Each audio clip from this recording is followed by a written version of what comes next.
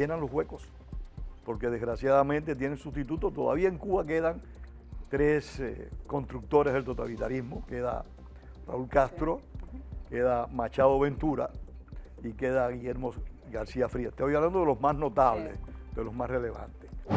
¿Por qué crees, Pedro, que pudieron vender la moto de esa manera? Porque yo me planteo 20.000 veces, yo vengo de Europa y yo cuando vine para acá solo tuve que asomarme a hablar con 7 personas, la que había perdido a su padre en una balsa cruzando el estrecho, la que estaba separada de su familia, se había muerto su padre sin poderlo ver, su madre, los que habían pasado años en una prisión con las secuelas que eso obviamente ocasiona.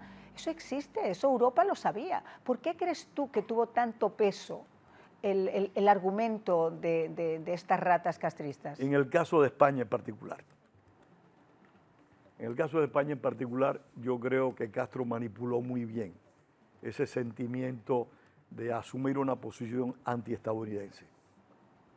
Ese resentimiento, en mi opinión, histórico que existe de un sector oficial español con Estados Unidos por la guerra hispano-cubano-americana, yo creo que ejerció una gran influencia. Yo creo que sin cultura, fíjate. No, por supuesto que es inculto, le falta preparación. Falta preparación. Pero ejerció una gran influencia. Pues yo hablo con la gente. Francisco Franco Bamonde, perdona que te interrumpa, claro. pero a mí esto me emociona mucho. Francisco Franco Bamonde fue, no amigo, pero fue un aliado de Fidel Castro. Los primeros autobuses que entraron a Cuba llegaron de España. Las primeras embarcaciones Lambda para pescar que llegaron a Cuba fue de España procedente de Franco. O sea, Augusto Pinochet, no sé si conoces esta anécdota, Augusto Pinochet, cuando Luis Posada Carriles se fuga con Hernán Ricardo de la cárcel de La Planta, en Caracas, fueron a buscar refugio en la Embajada de Chile, confiando que Pinochet es un aliado. El embajador le dijo, no, aquí no pueden estar. Mi presidente dice que a ustedes no le podemos dar refugio aquí. O sea,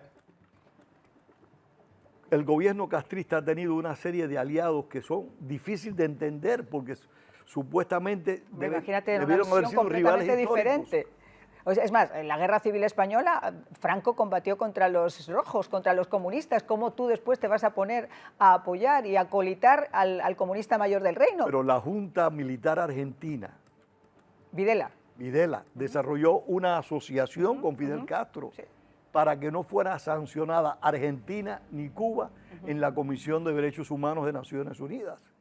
O sea, la capacidad diplomática del castrismo ha sido muy paralela a la capacidad represiva de ese mismo Claro, eso a nivel de jefes de Estado, a nivel de personas que tienen una opinión política, pero yo lo que me planteaba siempre es si la mulatona con la piña colada que nos vendían en Fitur y en todos estos sitios del maravilloso paraíso, podía más que esas otras imágenes que nos llegaban del pueblo cubano. O sea, ¿qué hace que la gente... Yo mira, cuando yo empecé a estudiar, cuando Fidel crea con Lula da Silva el famoso Foro de Sao Paulo, ellos deciden que hay una forma diferente de llevar la revolución, que ya los Kalashnikov, que ya las revoluciones, que ya las guerrillas no van a funcionar igual, y empiezan a hacerlo a través de la cultura, a través de esos símiles de democracia donde aparecían partidos y aparecían candidatos que ellos podían financiar, etcétera, etcétera. Pero cambia sobre todo por la cultura, cambia por gente como Silvio Rodríguez, cambia por esa trova que de repente te ponía, te estoy hablando de Fidel, te estoy hablando de la época mía de España, al Che Guevara como si fuera el culmen de la juventud, cuando era un asesino. O sea, ese es el tipo de cosas, Pedro, que yo te digo, sí, sumado a lo bien que lo hizo el castrismo en cuanto a su posibilidad de ser un buen relaciones públicas, está la incultura de algunos pueblos, y el mío es perdón, pero es verdad. No, es que eso, estoy plenamente de acuerdo contigo, la falta de preparación y de conocimiento. José Martí lo dijo, solo el conocimiento nos hará libre. Lo dijo, estoy parafraseándolo, no fue así precisamente la expresión. Pero solo el conocimiento, conocer la historia, el pasado, es lo que impide que se repita. Por eso fue que creamos hace ahorita 30 años el Instituto de la Memoria Histórica Cubana contra el Totalitarismo. Un principio básico, vamos a conocer nuestro pasado, nuestros errores, para evitar repetirlos nuevamente. Porque todos tendemos a repetirnos no en lo mejor, sino en lo peor, en mi opinión. No, tienes toda la razón. Has tocado un tema que a mí me afecta directamente, porque lo he pensado igual que tú. Yo cuando me enteré de la muerte del personaje este, yo decía, caray, ¿y por qué se tiene que morir así?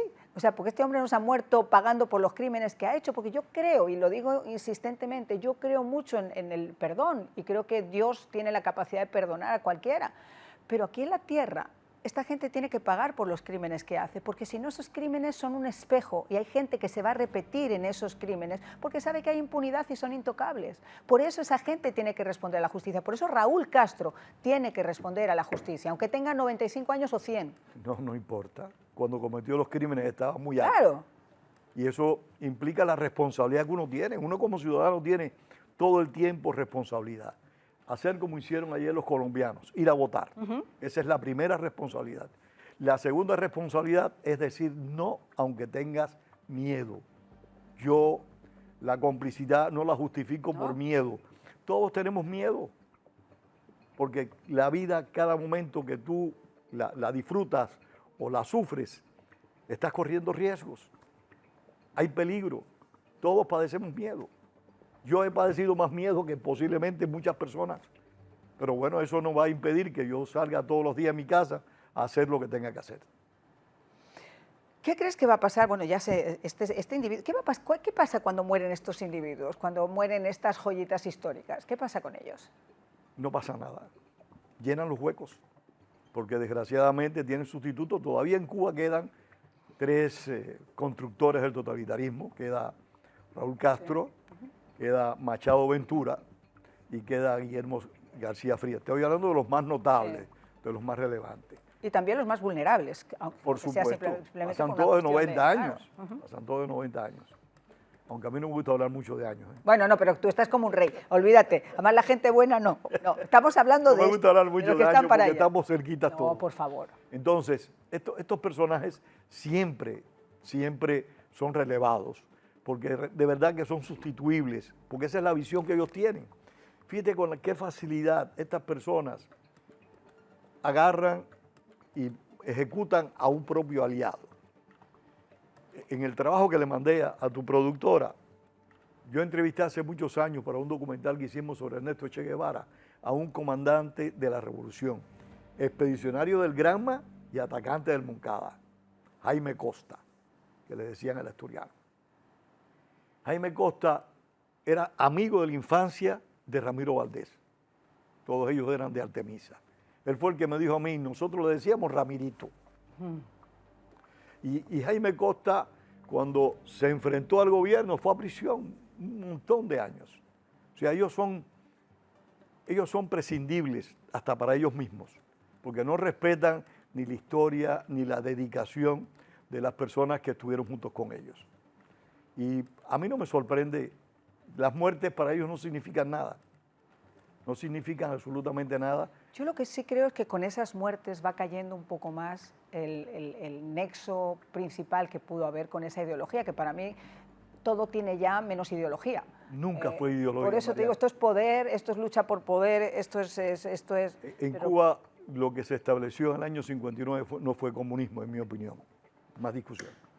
Fue un fundamentalismo del poder, que es la visión que Castro tenía de sí mismo. Él tenía una visión de sí mismo muy particular, convertirse en una especie de Lenin de América Latina. Y en cierta medida lo logró, porque en cierta medida lo logró cuando estableció esa alianza a la que tú hiciste referencia con Lula da Silva e instrumentó un método político, ya que la violencia no lo condujo al poder de varios países del continente. Yo creo que la situación de ellos hoy en día es bien compleja. No van a dejar discurso, no van a dejar ninguna narrativa coherente, porque ellos nunca se abrazaron a ninguna teoría. Ellos se abrazaron a una fórmula de gobierno que les posibilitó y les ha posibilitado mandar en el país por casi 7 décadas, un número horrendo.